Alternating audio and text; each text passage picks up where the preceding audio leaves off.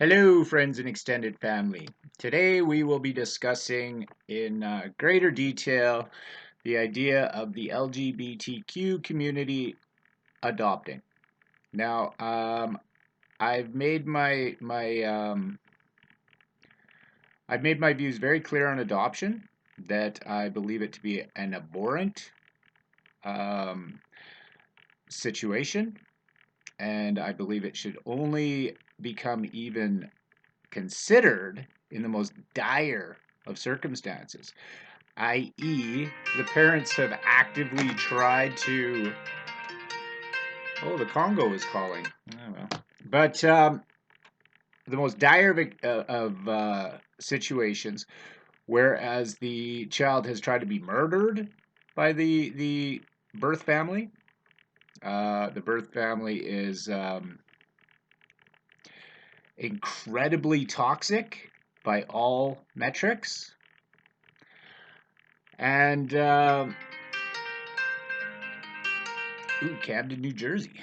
I get fake phone calls from all over the world.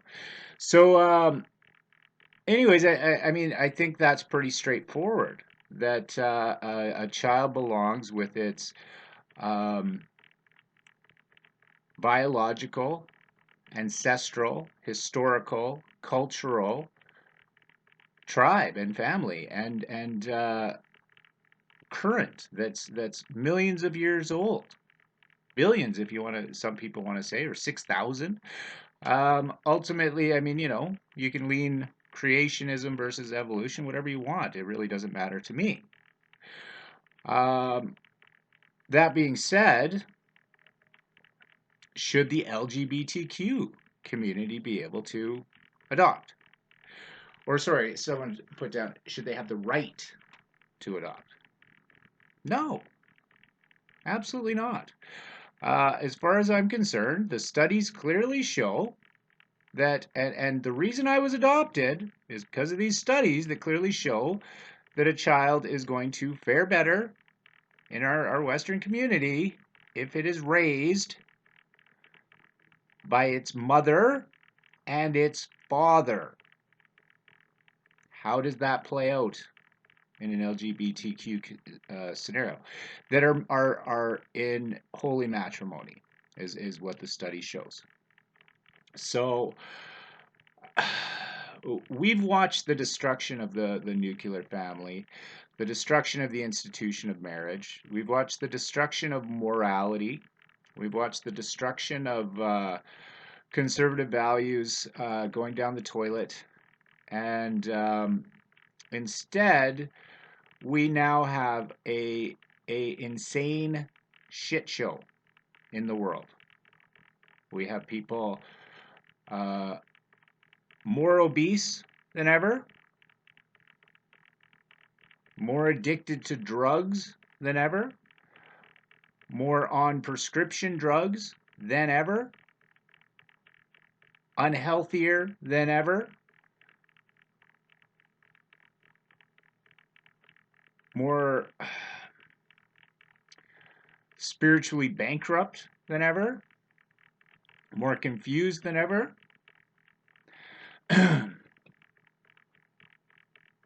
And if you can't see that in the world, well, I guess you're not looking.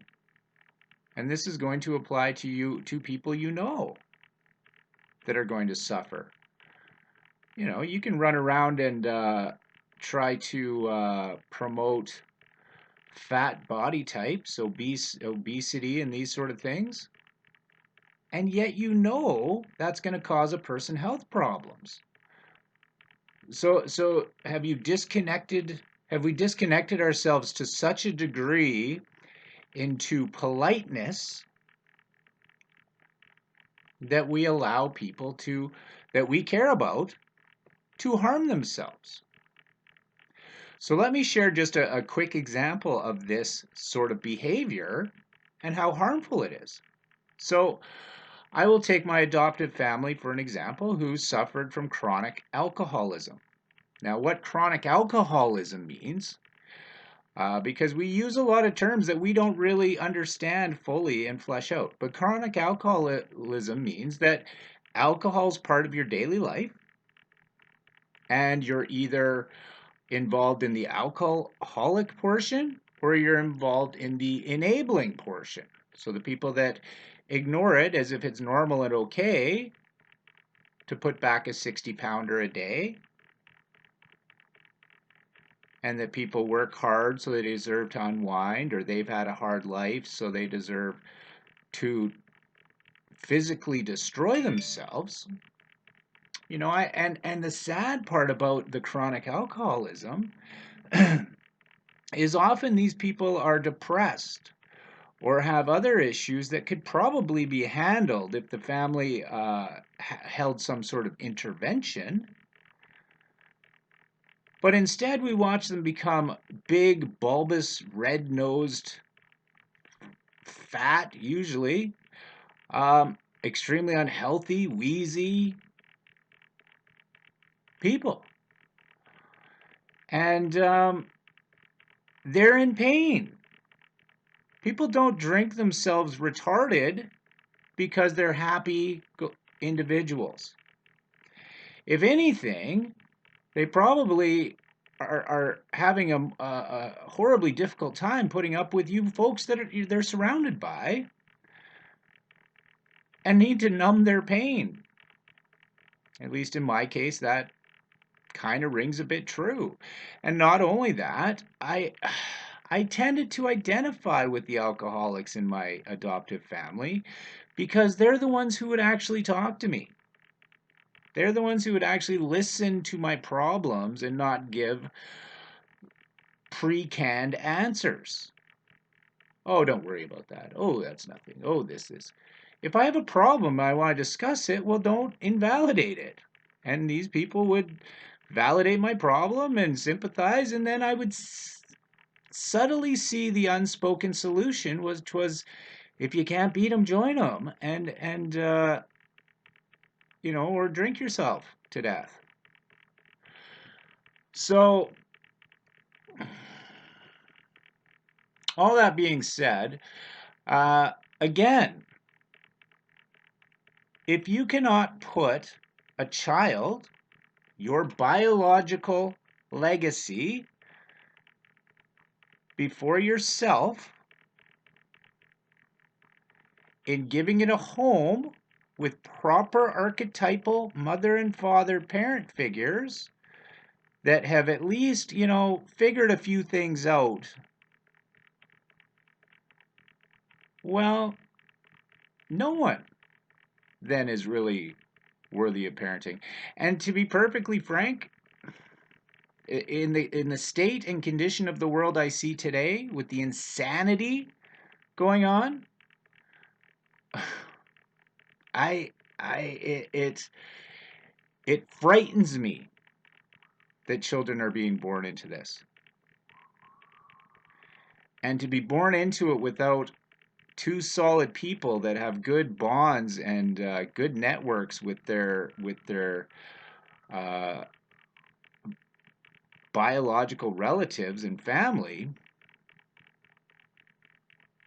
what chance do they have? Not much. So, I mean, as far as the gay and lesbian thing goes, well, I would remove myself from the opinion making and look at the statistics.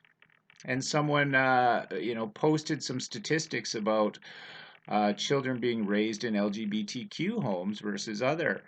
And unfortunately, you're utilizing a study that doesn't tackle the fact that the best place for that kid is in a married household with its biological mother and father that have partnered to create a sentient being.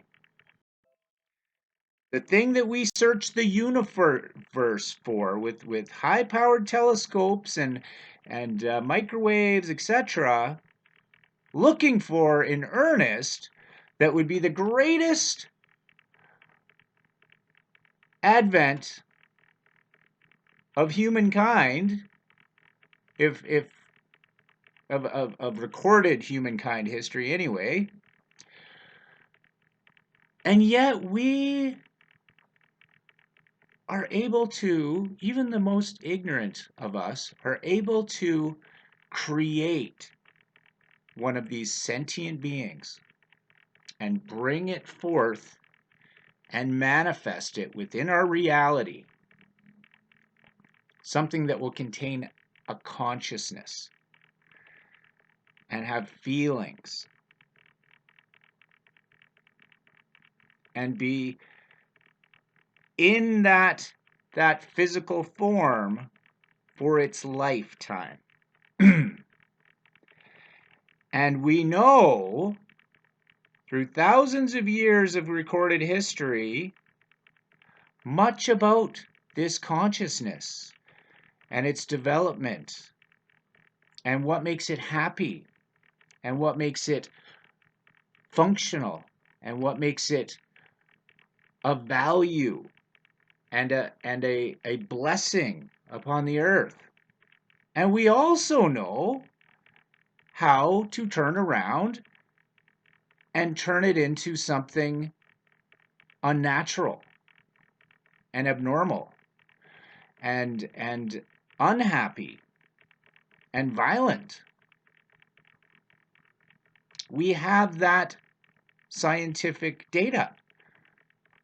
We understand it to some degrees. We don't understand the full complexity of this marvel.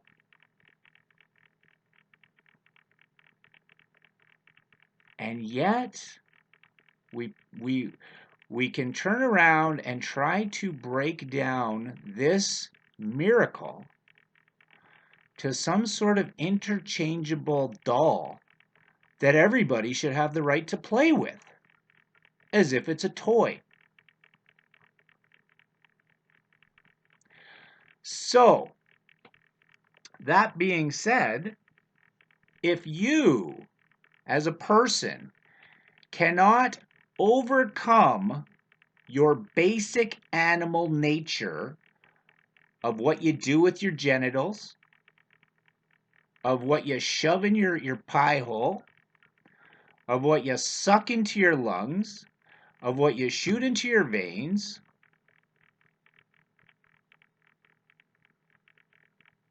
well then, what gives you the right to one of these modern miraculous blessings?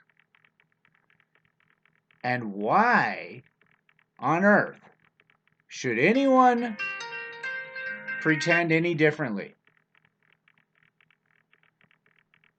So, think about the situation. Don't just blurt out what you think the world wants you to say. Because there's a lot of people in the world that want to try and convince you that human creatures are just disposable nothings.